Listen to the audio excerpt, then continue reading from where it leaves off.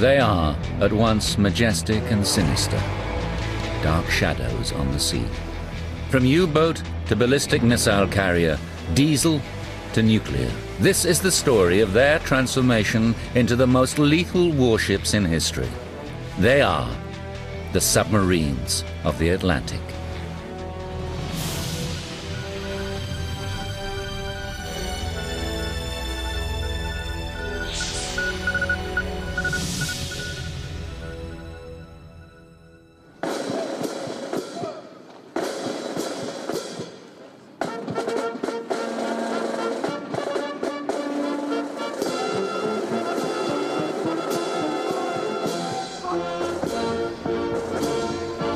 In May 2001, the western coast of Scotland bore witness to an extraordinary event, the 100th anniversary of Her Majesty's submarine service.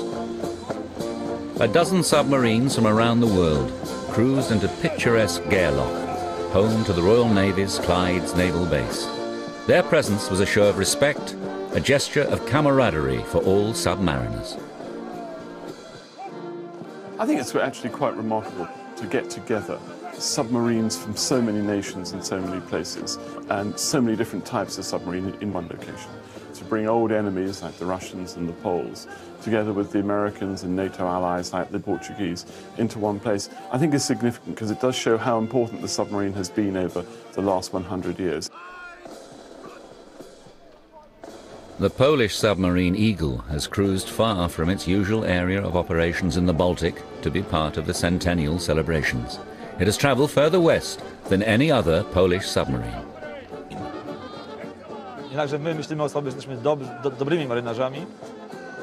There is definitely a feeling of solidarity among seamen, Polish as well as other nationalities. We all face the same difficulties and risks. Our nationality is less of a defining factor here than our sense of community among submariners. We all feel the same way about this. I suppose it really shows that, like all these things, that there's a lot more camaraderie between submariners than national flags would have you believe. The Atlantic Ocean, including the Mediterranean Sea, covers almost 20% of the Earth's surface. Since ancient times, it has played a major role in the fate of empires and nations.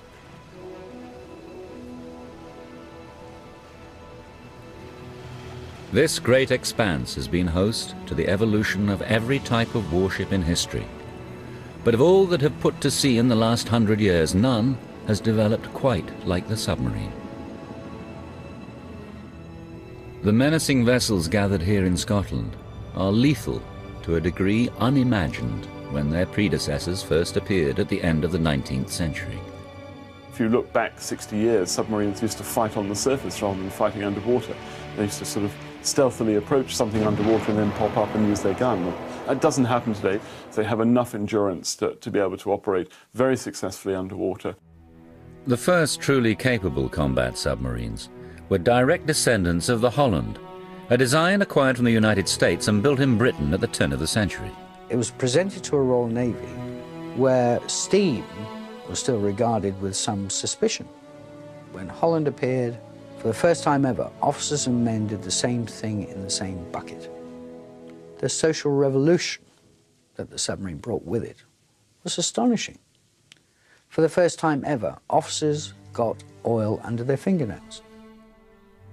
By 1914, the Royal Navy's E-class submarine, diesel-electric powered with a crew of 31, set the standard for many years to come. But in the Atlantic, it was the Germans who demonstrated the submarine's potential as a strategic rather than a tactical weapon. In the First World War, the Cunard liner Lusitania was sunk off the southern coast of Ireland by one torpedo, with the loss of almost 1,200 lives.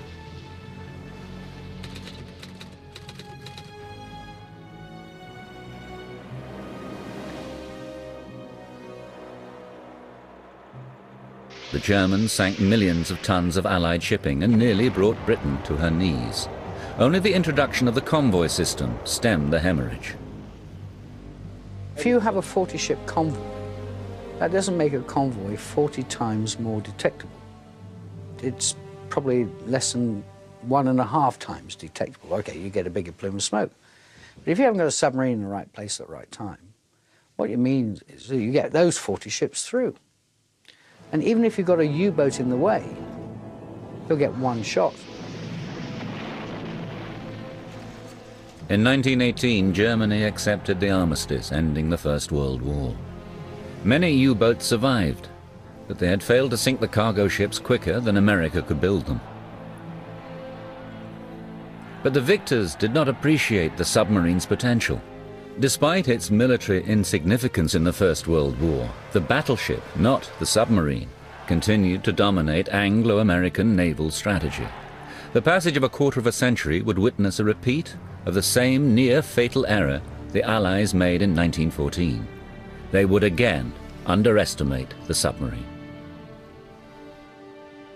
On September the 3rd, 1939, the first day of the Second World War, the German submarine U-30 sank the British passenger liner SS Athenia off the coast of Scotland, killing 118 people. The U-boats were back.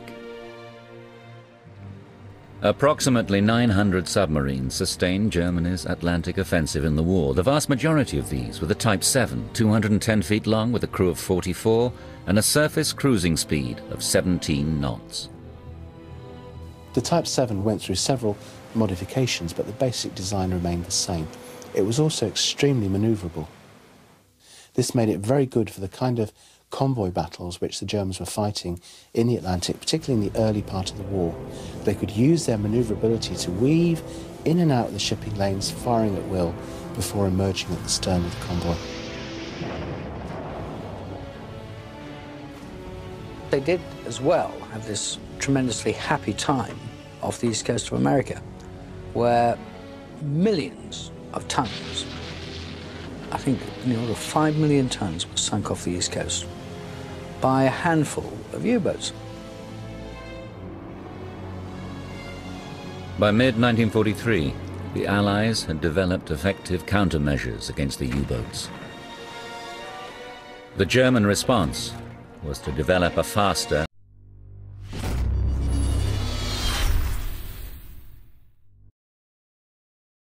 and deeper diving submarine, one that could operate underwater for extended periods. It was unlike anything the Allies had ever seen. The Type 21 U-boat featured a new, flatter hull form that achieved higher speeds underwater than on the surface. Dr. Helmut Walter, a German engineer, had developed a radical air-independent propulsion system for the Type 21, using hydrogen peroxide for both surface and submerged cruising. In its weakest form, it keeps my hair dyed blonde at about 0.3%. But if you multiply that to 80%, it fizzes. And then if you chuck kerosene in, I mean, you've got this vicious fuel that will burn, produce exhaust and steam, and will produce a 30-knot submarine. But this advanced power plant proved too temperamental for operational use.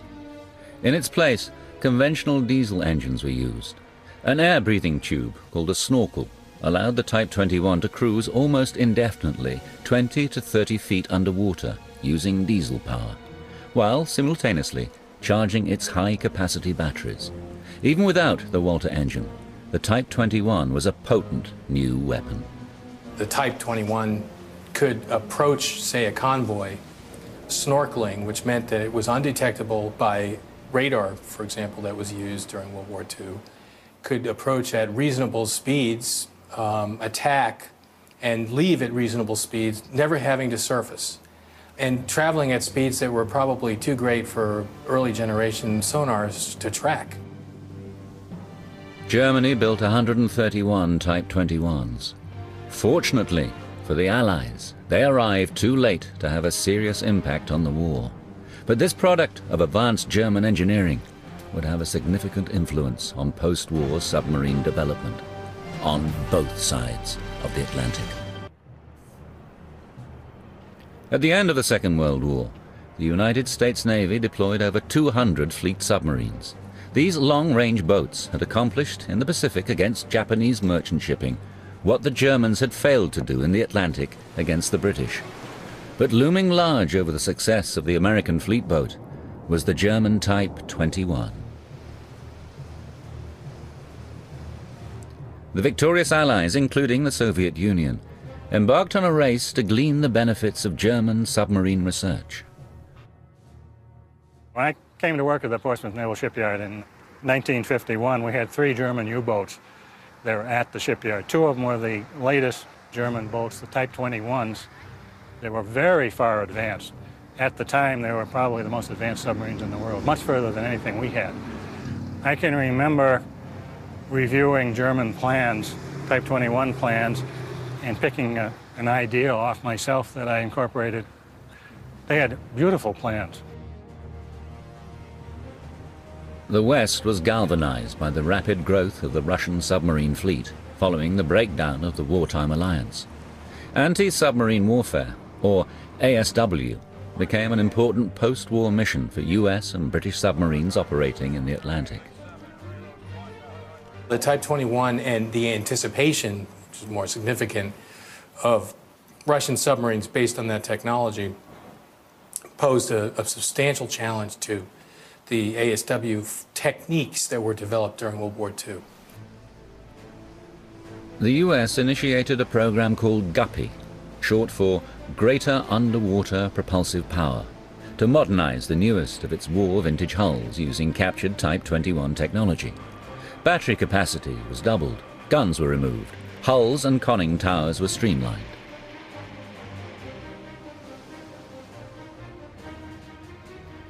Concurrent with various Guppy modernization programs, the US Navy developed its own version of the German Type 21. The Tang class was the first post-war submarine designed in the United States. The Tangs breathed through snorkels and were optimized for underwater speed. There was a kind of struggle or search by the submarine force for a new missions against an adversary, a very different adversary from the one they had faced in World War II. This U.S. Navy submarine force in the late 1940s begins a series of experiments with both new missions for submarines and new technologies. The 1950s saw Guppy and Tang-class submarines deployed in a variety of roles, from dedicated sub-killers to lookouts equipped with long-range radars to warn of approaching threats. But what submariners really wanted was a true submersible, one that could remain hidden beneath the surface indefinitely, one that did not have to surface to charge its batteries. Uncle Gil, this is left shoe. My battery exhausted. Take me to your leader. Over. Everybody recognized that the submarine had enormous potential, but it was still a weapon of position. You had to rely to a great extent on your target coming to you. Even the fleet submarines, to a certain extent, lacked legs and endurance and high speed. The US and Britain pursued 2 approaches to underwater propulsion systems that were not dependent on outside oxygen: closed cycle or air-independent propulsion and nuclear power. The British revisited Helmut Walter's wartime work with closed-cycle engines, but with only limited success. One of the basic problems at that time was that hydrogen peroxide and fuel oxidizer combinations like that are explosive. They're rocket fuel. So this is a dangerous thing to have aboard a submarine. We looked at HTP, high-test peroxide, and we built 2 experimental submarines to follow up using that stuff, called Excalibur and Explorer, colloquially known as the Exploder class.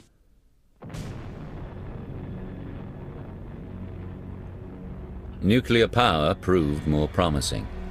In the United States, the wartime Manhattan Project that developed the atomic bomb had demonstrated that a controlled nuclear reaction could generate the heat required to power a conventional steam turbine. But the engineering problems and the political obstacles remained substantial. And to take that technology and obviously radically compress it into engineering space that could fit within a ship, or even more challenging within a submarine. The person that's most associated with this effort is Hyman Rickover. Since 1947, Hyman Rickover, a brilliant, irascible engineering officer, had been pushing the newly established U.S. Atomic Energy Commission to develop a nuclear reactor that could power a submarine. But there was little enthusiasm within the civilian sector of the government for a small, expensive shipboard reactor.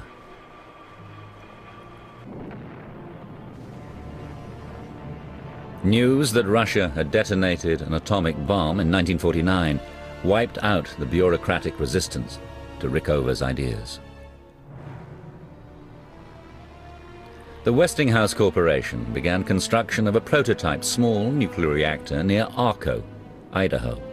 At Rickover's insistence, the reactor was built into a life-sized submarine hull underwater.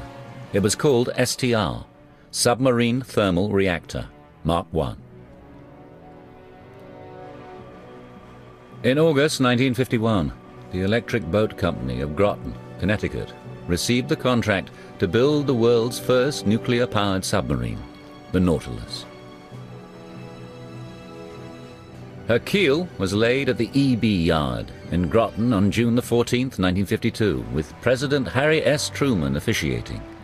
STR Mark II, an almost exact duplicate of the Idaho reactor, was built within the Nautilus. While they were building the boat in EB, they had building a reactor out in Idaho, and it was floated in a tank.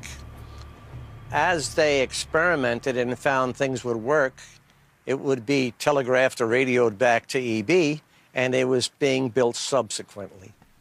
So we were just 1 or 2 steps ahead of the reactor in EB, and that's how they trained the people.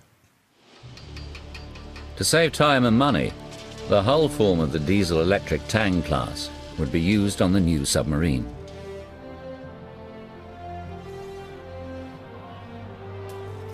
With the wife of President Eisenhower smashing the traditional champagne bottle against her bow, the Nautilus was launched on January the 21st, 1954. It took another year to install and test her inner workings, including the new reactor. Just after 11 o'clock on January the 17th, 1955, Nautilus left port.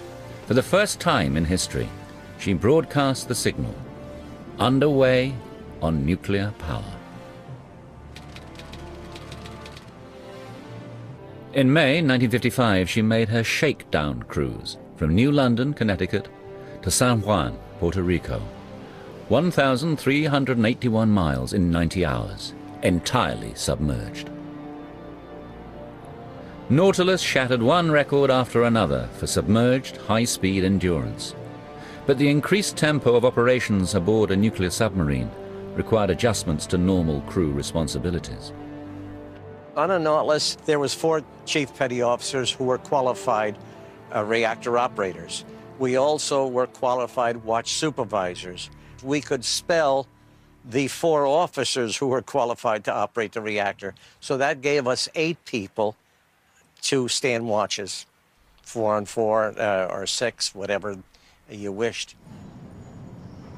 In April of 1957, Nautilus had her uranium fuel core replaced. After more than 2 years of operation with the fleet, she had steamed more than 62,000 miles, half of it submerged.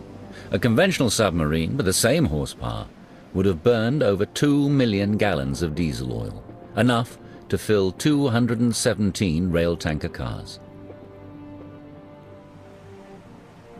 But Nautilus soon achieved an even more impressive milestone. In the summer of 1957, she began probing the ice pack of the polar Arctic. This was followed the next year by concerted attempts to cross the North Pole, submerged.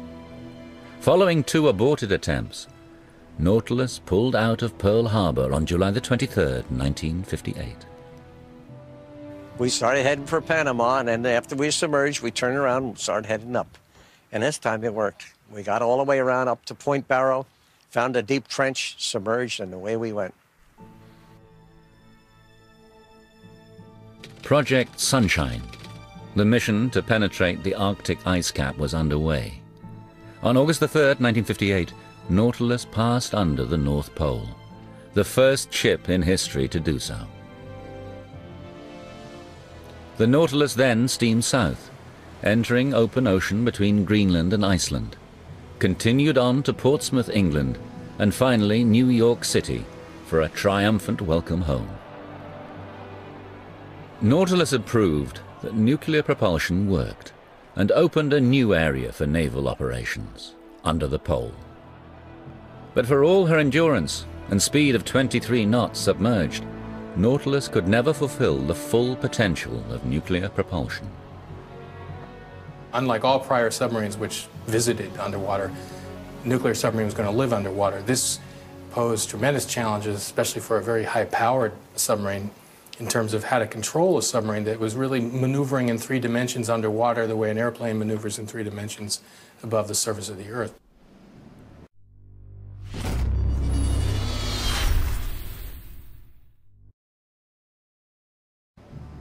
Even before Nautilus began her early trials with nuclear propulsion, the US Navy had designed another submarine, the Albacore, as part of its broad-based research into submarine technology. Albacore was a pure research vessel that, while conventionally powered, utilized the shape of an airship or dirigible. Her shorter, fatter hull, tested in a wind tunnel, had made for underwater speed and maneuverability, achieving a previously unheard of 33 knots submerged.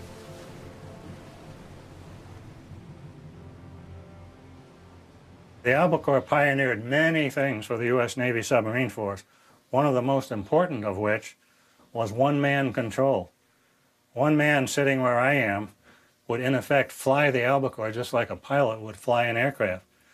The control column turning left would turn the ship left, turning right would turn the boat right, push her forward, the diving planes would send her deeper. You pull the column back and the planes would send her back toward the surface.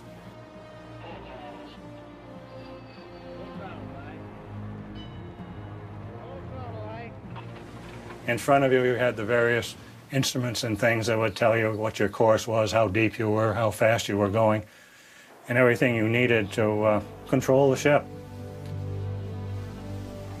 Albacore could make tight, banked turns, even snap rolls, an unnerving and potentially fatal phenomenon for which he underwent extensive modifications. On the after end of the sail, there was a dorsal rudder, which is controlled by these 2 buttons. When you did a real hard turn, it would induce a snap roll into the ship, like it would heel over toward the center of the turn. The dorsal rudder would counteract the snap roll and keep it on an even keel vertically. For 20 years, Albacore performed underwater high-speed research, providing the hydrodynamic foundation for all modern submarines. She is now preserved as a museum in Portsmouth, New Hampshire. The wealth of technical information obtained from the Nautilus and Albacore programs revolutionized U.S. submarine design. The first vessel to combine Albacore's hydrodynamic shape with the nuclear propulsion of Nautilus was the Skipjack, commissioned in April 1959. Skipjack-class boats were fast but noisy. Skipjack is a teardrop hull, nuclear light water reactor, first operational 30-knot submarine, very loud, not a great listening platform. Bearing 053, range 2100, Doppler's down. Bearing 051, range 2050. For a submarine, stealth, in addition to speed, is essential to maneuvering in for the kill. 2 years after the Skipjack, the essential qualities of high performance and silence were successfully fused in the Thresher, commissioned in August 1961.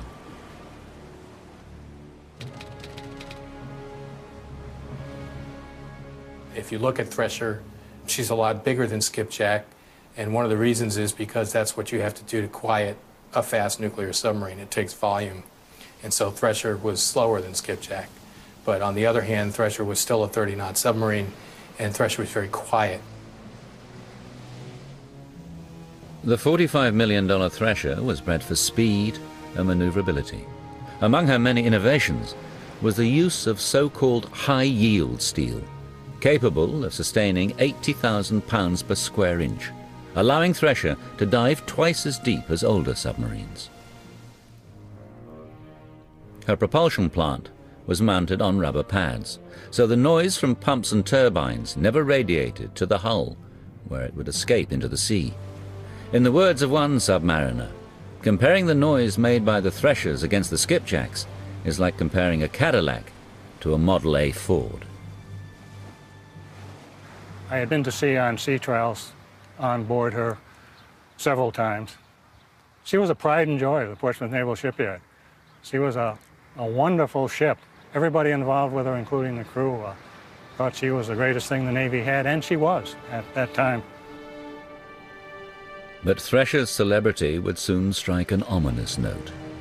On the morning of April the 10th, 1963, while conducting a post-overhaul test dive off New England, Thresher approached her assigned depth of more than 1,000 feet. Suddenly, a pipe joint failed, producing catastrophic flooding.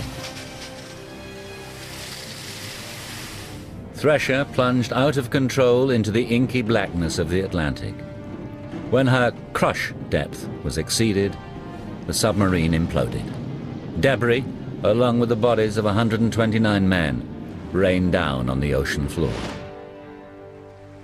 1 month after the Thresher disappeared, the deep-diving bathyscope Trieste photographed wreckage of the ill-fated submarine lying 8,400 feet beneath the surface. With the loss of the Thresher, the Navy went back to the drawing board and very carefully analyzed everything involved with operating submarines at deep depths, and came up with numerous safety improvements, which were known as the SubSafe program. One of the most dramatic results of the SubSafe program was the development of the emergency blow surfacing procedure. Helm, all ahead standard. Chief of the watch, emergency blow, all main bows. The concept was first tested on the Albacore. It's like a panic switch that you can throw, and it'll blow all your ballast tanks. It'll dump all of your high-pressure air into your ballast tanks and give you the maximum buoyancy you can get to drive you back to the surface. Dive, emergency surface the ship. Surface the ship, aye. Watch emergency. This demonstration of sheer propulsive energy is practiced today by every U.S. submarine. It is symbolic of unrelenting progress, of lessons learned, and a salute to 129 men who never returned in 1963. Since its inception, the development of the submersible fighting ship has been a contest of form and function, of hydrodynamic purity versus operational requirements. Of the many contemplated uses for submarines, none has been more challenging than as a platform for guided missiles. During the Second World War, a German proposal to launch V2 rockets from canisters towed behind U-boats at sea was never implemented. But after the war, the US and the Soviet Union did pursue the concept of sea-borne ballistic missiles. In 1947, a captured V2 was test-fired aboard the aircraft carrier Midway as part of a feasibility study. The liquid-fueled V2 lurched wildly into the sky and nearly took off the carrier's superstructure. Hydrogen peroxide fuel oxidizer combinations are dangerous in a submarine because they're like rocket fuel. Well, now we're really talking about rocket fuel if you're going to launch a missile from the submarine, and it's the same problem. The US Navy concentrated instead on shorter range and considerably less dangerous jet-powered V1 doodlebugs. In February 1947, the USS Cusk launched the first guided missile from a submarine.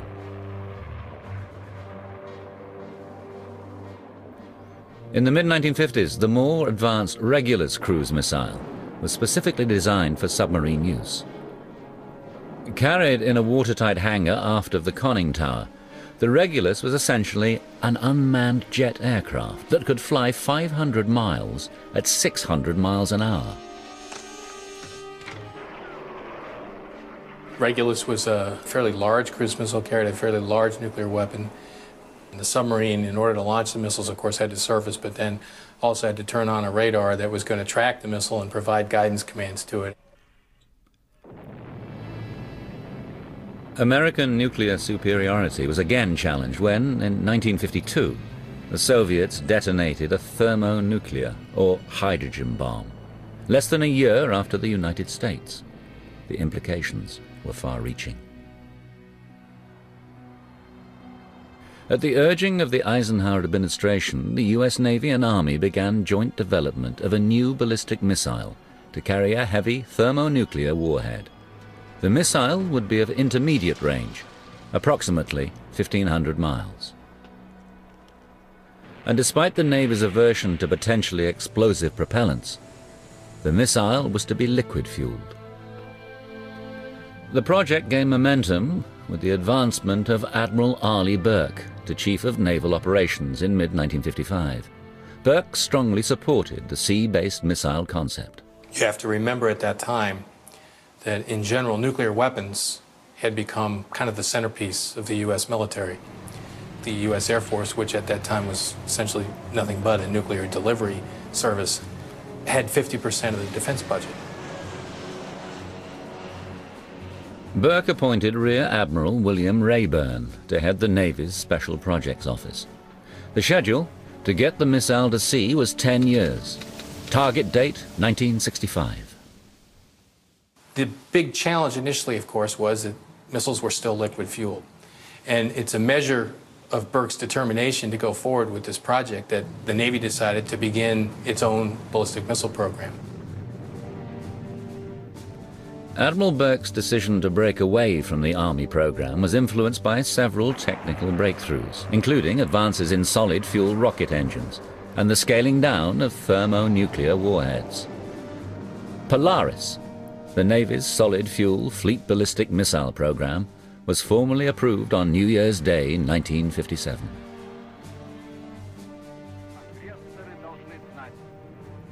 Ten months later, the Soviets again stunned the West by launching their Sputnik satellite into Earth orbit.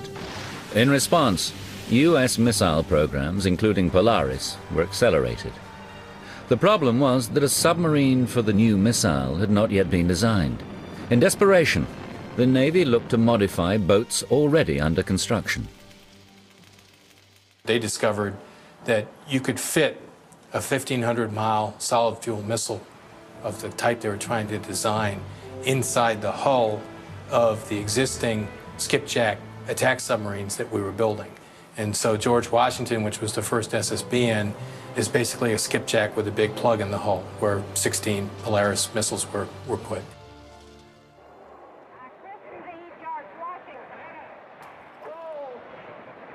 On June the 9th, 1959, what was originally intended to be the attack submarine Scorpion was launched instead as the George Washington, the first U.S. ballistic missile submarine. A year later, in July 1960, she fired her first Polaris missile from underwater. 4 months after that, the George Washington put to sea. The first ever American strategic deterrent patrol had started 5 years earlier than originally planned. The ship, Submersible Ballistic Missile Nuclear, or SSBN, had become a reality. Several generations of SSBNs have patrolled Atlantic waters since 1960. Today, it is 10 submarines of the Ohio class. At over 560 feet long and 42 feet wide, they are the largest submarines ever built in the United States. Each Ohio class carries 24 Trident D5 missiles, each missile in turn carrying up to 8 independently targeted nuclear warheads, with a range of 4,600 miles. With the ability to stay submerged for months at a time, Ohio's are virtually invulnerable while on patrol. They constitute the most effective nuclear deterrent ever developed. Their crews have summed up their SSBN mission with only the slightest hint of sarcasm. Hide, with pride. Berlin, November 1989. The fall of what had been a long-standing symbol of East-West rivalry thrust the US defense establishment, including the submarine community, into a period of transition. The number of Ohio-class SSBNs on deterrent patrol was to be reduced. Roles and missions are still being redefined for a post-Cold War world. Today, more fast-attack submarines, or SSNs, prowl the Atlantic than any other type. The United States deploys around 27 Los Angeles-class subs from its eastern seaboard. Los Angeles-class attack submarines are quiet and fast, with speeds exceeding 30 knots. They are packed with electronics for ASW and surveillance, and by the standards of earlier nuclear submarines, they are crowded. We're a very compact, dense platform as far as sensors and weapons are, and unfortunately, when it comes to habitability for the crew, we have to take a second there. Our guys sleep down in the torpedo room. We hot bunk, which means we'll have basically 3 guys sharing 2 bunks, which means they're sleeping in shifts.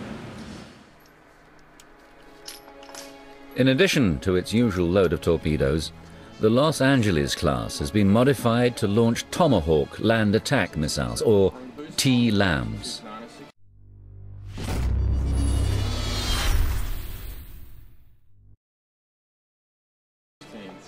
Stand by, tube 9. Stand by, tube 9.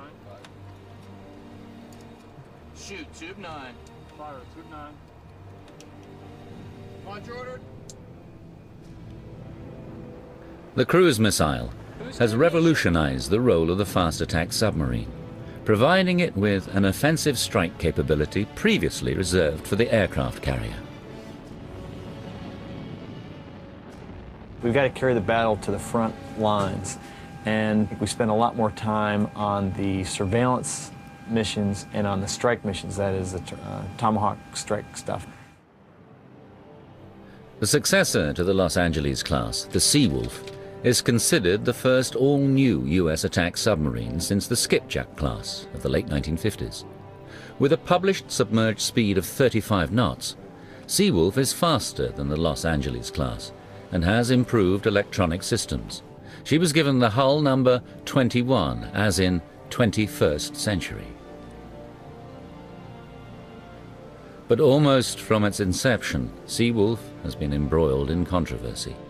It is the most expensive submarine ever built, appearing at a time when her primary mission, hunting advanced Russian submarines, has all but disappeared since the collapse of the Soviet Union.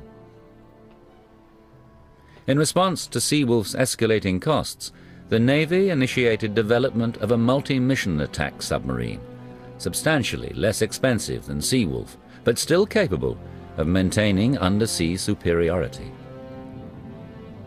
The Virginia class, the first of which is scheduled for commissioning in 2004, is advertised as having all the best qualities of the Los Angeles class, with additional advanced electronic systems.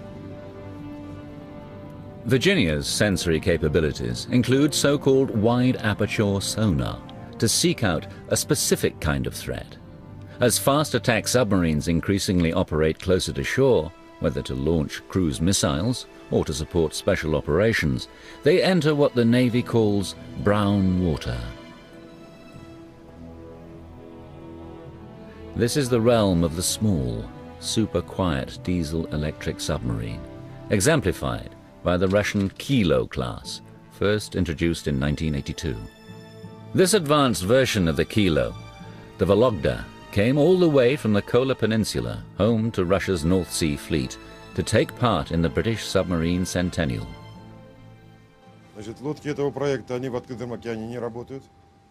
Submarines of Project 877, we call her Varshavyanka, do not operate in open ocean. They're intended for close-range actions, for us the Barents Sea, the Norwegian Sea. The Kilo is a general-purpose submarine with good habitability. Unlike the American Los Angeles class, hot bunking is not required by the 60-man crew. Следующее. Бытовые условия личного состава. Вот у меня есть чем сравнивать. Here the living conditions are incomparable to older boats. Each officer, midshipman, and seaman has a cot or a cabin of his own. There he can relax after his watch, read a book, or daydream. With an estimated submerged speed of 25 knots, kilos are virtually silent on electric power. ASW against diesel boats has been compared to hunting rabbits. They can be seen and shot running across a field, but are a lot harder to catch dodging in and out of the hedgerows.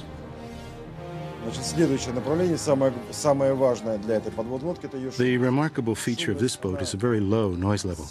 It's the lowest among our subs. The guys call this submarine a black hole. The Kilo class and other modern diesel-electric submarines provide an effective platform for a variety of sensors and lethal weapons at a fraction of the cost of a nuclear-powered SSN. These new Kilo class are, for all intents and purposes, like nuclear-powered attack submarines because they have the same systems on board. Their sonars and their weapon systems are comparable. They just don't have the endurance, the 90 days submerged, for example. But even poorer endurance is becoming less of a factor. The air-independent propulsion concept, first introduced in 1940s Germany by Helmut Walter, has finally achieved operational status. The Swedish Gotland class, introduced in 1995, uses a closed-cycle system of diesel oil and liquid oxygen to produce heat, driving a generator, which in turn powers electric motors. They can remain submerged for many weeks. During the 100 years that they have put to sea, no warship has so influenced the course of history as the submarine. Its offensive capabilities, endurance, and invisibility have changed naval strategy forever. The submarine has emerged as the capital ship of the modern era, one whose shadow will glide menacingly through the Atlantic long into the future.